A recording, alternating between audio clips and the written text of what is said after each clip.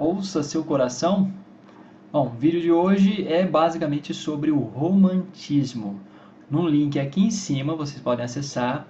Eu fiz uns 4 vídeos sobre o romantismo, vídeos bem rápidos lá no canal Java Livre. São vídeos assim que têm um apreço estético, são vídeos relativamente divertidos e eu acho que valeria a pena vocês darem uma olhada antes de assistirem esse vídeo aqui.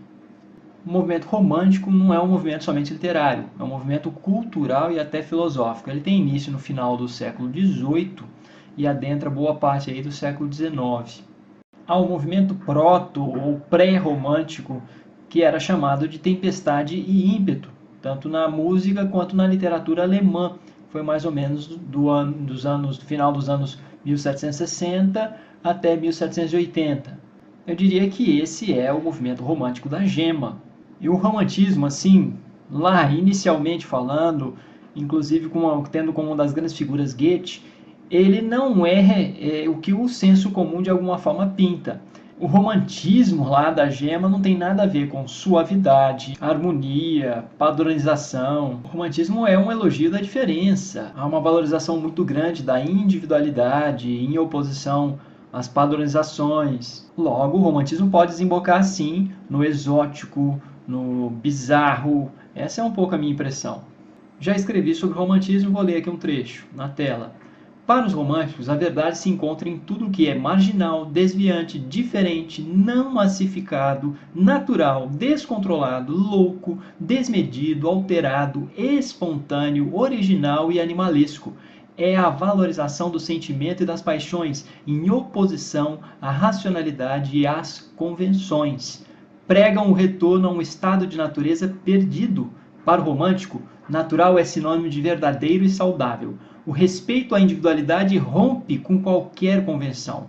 O reino da verdade está na espontaneidade, na diferença, no comportamento das crianças e dos animais. Ser romântico é se deixar arrebatar, romper com os limites, ir além do concebível, para deixar que a imaginação e a natureza, com sua força atômica, tomem o timão da vida. É surpreender-se, trair-se e implodir com todo e qualquer espírito retilíneo e de coerência. É sempre estar disposto ao diferente, ao mutável, ao imprevisível, é entregar-se para a intensidade da vida, para que dela se usufrua de sua essência mais crua, nua e sem pudor.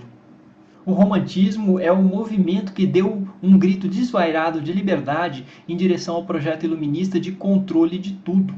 É um movimento desesperado na direção do amor louco que habita os porões de todas as convenções e tentativas de padronização do humano.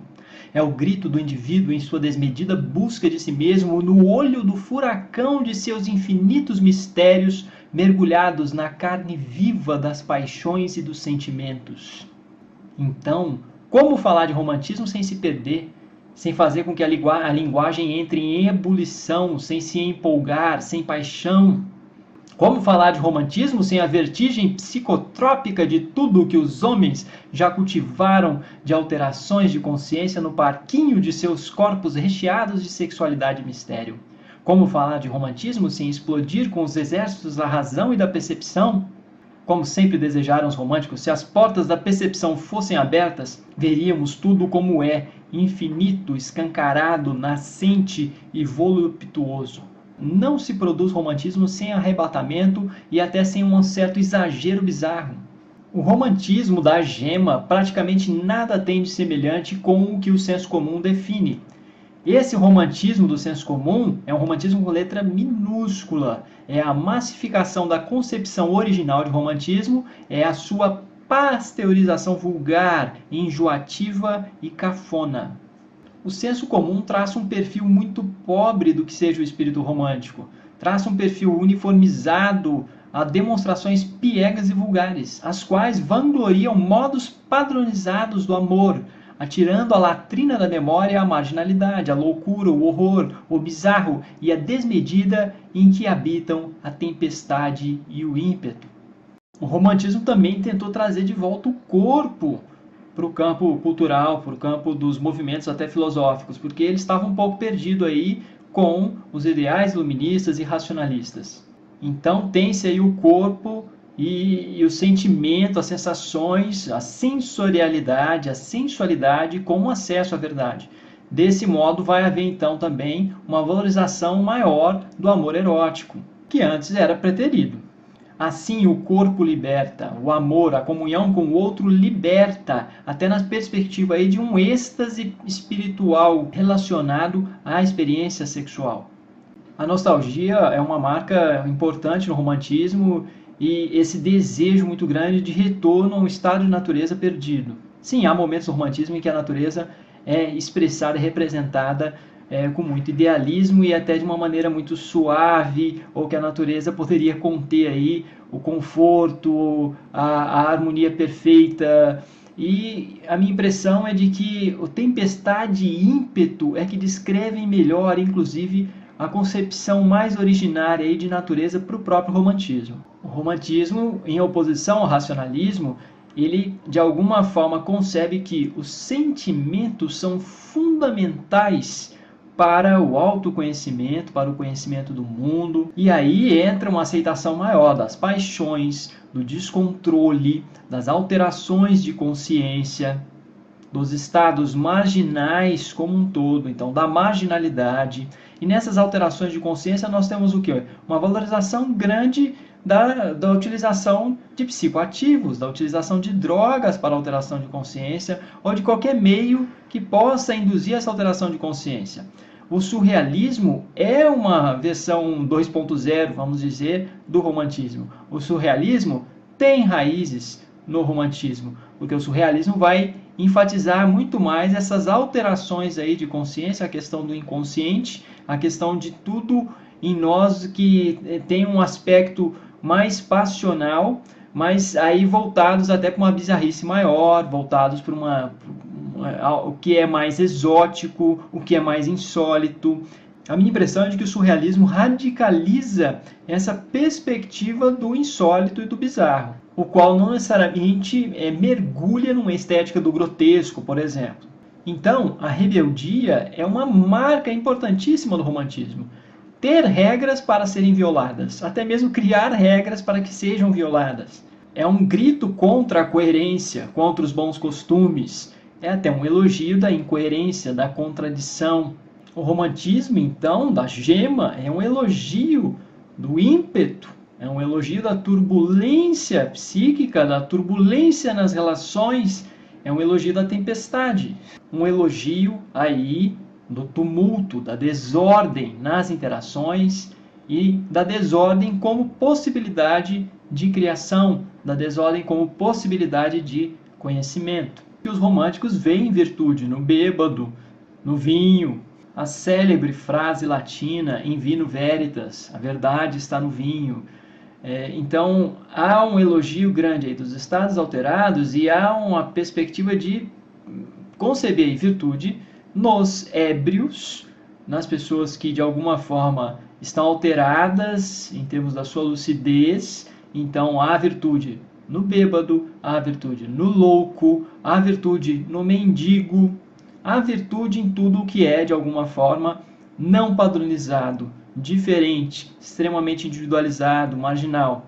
Essa busca, ressaltemos, não é imune à autodestruição. Os românticos muito frequentemente ultrapassam todos os limites e vão lá se enamorar da fronteira última, da morte. Então há também muito suicídio. Há uma perspectiva grande de autodestruição. Eis aí um dos grandes perigos do romantismo. Algumas questões que os românticos se colocavam. Como criar sem se libertar, sem se entregar aos rincões mais remotos de nossos horrores, escondidos em nossa essência mais espontânea e animalesca? Como criar sem extrapolar, sem transgredir com padrões pré-estabelecidos? Eu diria que é esse o buraco existencial em que alguns artistas se metem, em que alguns se perdem e se matam. Como nessa empreitada de louco de ser artista contemporâneo, não bater de cara com o botãozinho da autodestruição? Como não esbarrar nele sem querer? Como saber o momento certo de parar?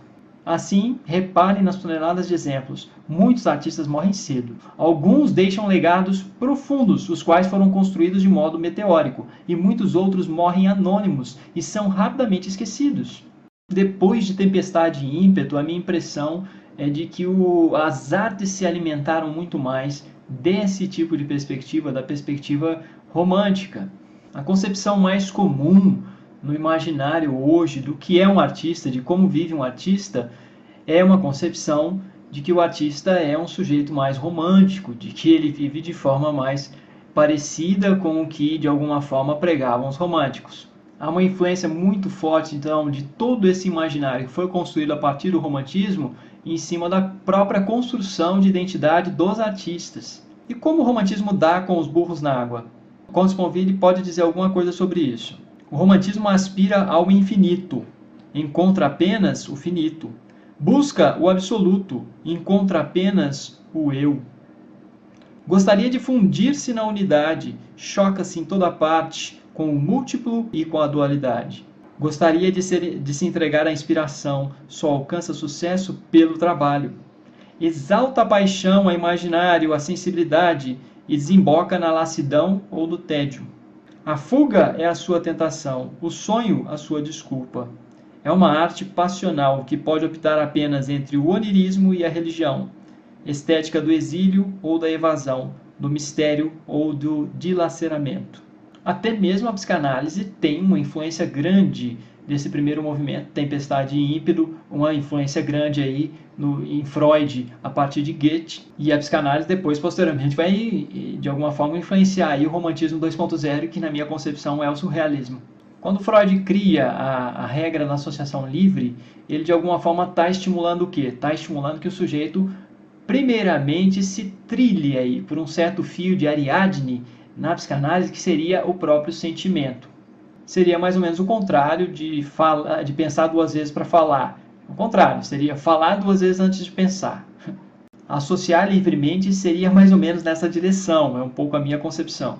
Mas no final, o que vai libertar diz respeito à racionalidade, diz respeito a estar esclarecido, diz respeito a colocar em evidência, a colocar luz sobre o fenômeno. No final das contas, para a psicanálise é isso. Então, no final das contas, ela também, de alguma forma, se alimentou aí do projeto iluminista.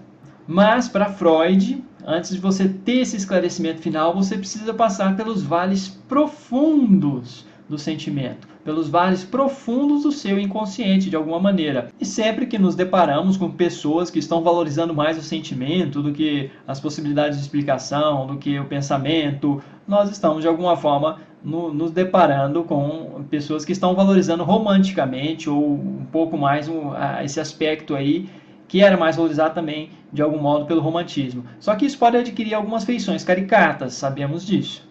Lembro de uma vez, uma consulta com um psiquiatra, e ele perguntou assim para mim, o que você está sentindo? Aí eu fui falar alguma coisa, não quero saber o que você está pensando, quero saber o que você está sentindo. A minha impressão é de que ele queria tudo reduzido a uma palavra só, ele não queria que eu falasse mais nada. Como eu percebi isso e achei bobo até a pergunta, eu respondi, o que eu estava sentindo? Nada. Essa é uma feição, eu acho que um pouco caricata. Então, o que você está sentindo agora, e não explica que é uma palavra só e tal, e um discurso que tenta o tempo todo desqualificar qualquer tentativa de racionalidade, qualquer tentativa de organização mínima. Eu acho que esse tipo de tentativa de desqualificação de uma organização da racionalidade, ele é interessante se utilizar da ironia. Com ironia, sim, com ironia dá para caminhar por aí. E a ironia romântica foi uma ironia assim, levada a seus limites mais absurdos, e esses limites de alguma forma até implicavam na morte ou na loucura. Então, repetindo o que eu disse em um dos vídeos lá no canal Java Livre, o coração é para se ouvir, sim, mas a razão é para obedecer. E é essa também a minha impressão do que tem sim Freud, por exemplo. É isso, meus amigos, muito obrigado. Se gostou, clique em gostei, compartilhe. Assistam os vídeos do Java Livre também. Se inscrevam lá no canal. Até a próxima.